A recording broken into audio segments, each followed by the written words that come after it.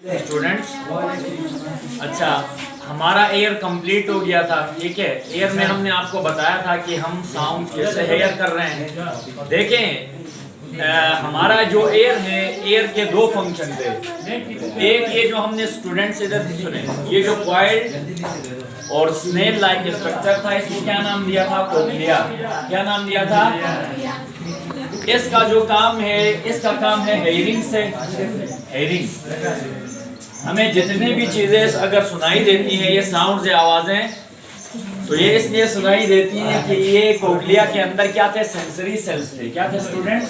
Sensory sales थे, जिन्हें हमने सीलिया कहा था। और इन सीलिया में कैल्केरियस पार्टिकल्स होते हैं जो इनसे स्ट्राइक करते हैं। फिर यहाँ एक नर्व होती है जो ब्रेन से कनेक्टेड है।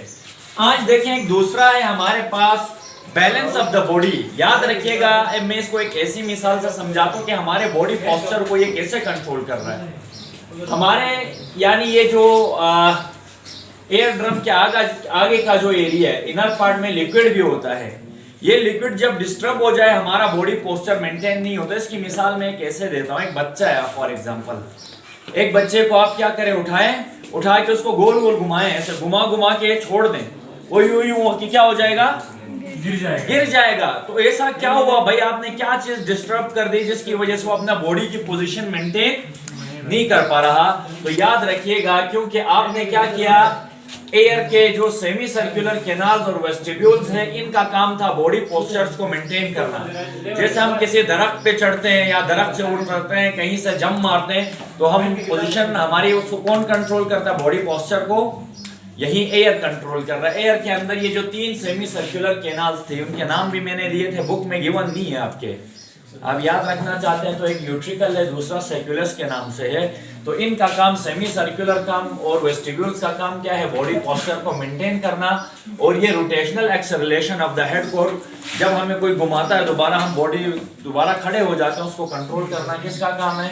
डिटेक्ट करना सेमी सर्कुलर्स का, कैनल्स का काम है। तो ये आपको पता चल गया भाई कि हमारा यानी एयर जो है न सिर्फ वो हेयरिंग में मदद देते हैं, बल्कि हमारे बॉडी पोस्चर को भी मेंटेन करने में हेल्प देते हैं। ठीक है, अब एक न्यू है स्टूडेंट्स, देखिए हमारा ब्रेन कंप्लीट हो गया, स्पाइनल कॉर्ड, एयर और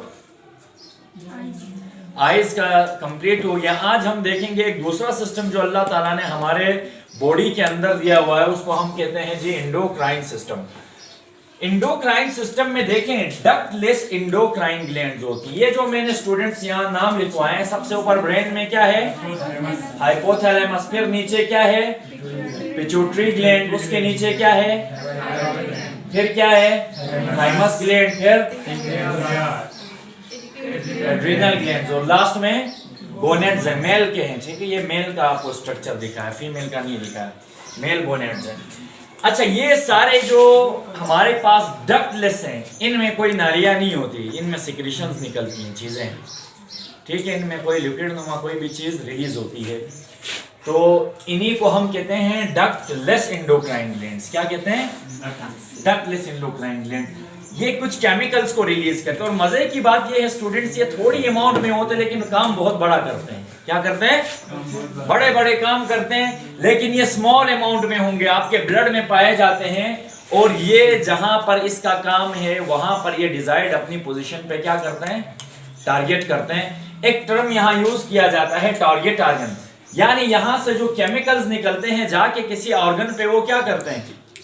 अभी देखिए, हमें अक्सर आंसू आते हैं, कोई गम की खबर सुनाता है तो हमें क्या होते हैं? आंसू आते हैं। तो ये आंसू कैसे आ गए? यही जो आपके इंडोक्राइन ग्लैंड्स थे, सही है, उन्हीं ने क्या किया?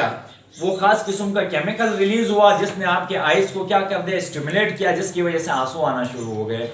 या आपको गुस्सा आता तो आपके चेहरे का कलर बता देता, वो तो आप यही केमिकल्स रिलीज हो रहे हैं। या हमें जो है ना, जो सेक्सुअल मुख्तलिफ थिंकिंग्स होती है, बंदे की सेक्सुअल डिजायर होती है, उसका भी ताल्लुक किससे है?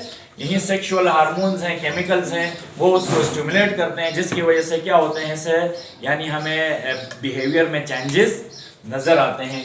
तो यही सारे केमिकल्स बॉडी में टारगेट ऑर्गन वो होता है जहां पे जाके अपना काम दिखाता है। ठीक है, हर किसी का टारगेट ऑर्गन अलग होता है, हर हार्मोन का। अब कुछ ग्लैंड्स जो हमारे यानी मेन के अंदर जो ग्लैंड्स पाए जाते हैं, उनके नाम हमने दिए तो फिलहाल आप क्या करें, इनके नाम याद रखें। तो कितने ग्लैंड्स हैं स्टूडेंट्स? एक तो पिट्यूटरी ग्लैंड है, इसको मास्टर ग्लैंड भी कहा जाता है, पी साइज के बराबर होता है, मटर के दाने के जितना होता है ये। फिर थायराइड ग्लैंड है जो आपके भी नेक में पाया जाता है, पैराथायराइड ग्लैंड है, ये भी उससे थोड़ा नीचे होता है। पेनक्रियाज आपके यहाँ पे पाया जाता है, सही है ना, आपके यानी जो गॉल ब्लैडर की साइड पे वहां पे पाए जाते हैं। और एड्रिनल ग्लैंड्स कुछ फैटी टिश्यूज हैं जो किडनी के टॉप पे पाए जाते हैं, सही, कुछ फैट्स की डिपोजिशन है। और गोनेड्स हैं, सही है, मेल गोनेड ये टेस्टिस होते हैं, फीमेल गोनेड ओवरी होती है, ठीक है। तो ये सारे मिलकर जब एक काम करते हैं पूरी बॉडी में तो उसको क्या कहते हैं? एंडोक्राइन सिस्टम कहा जाता है।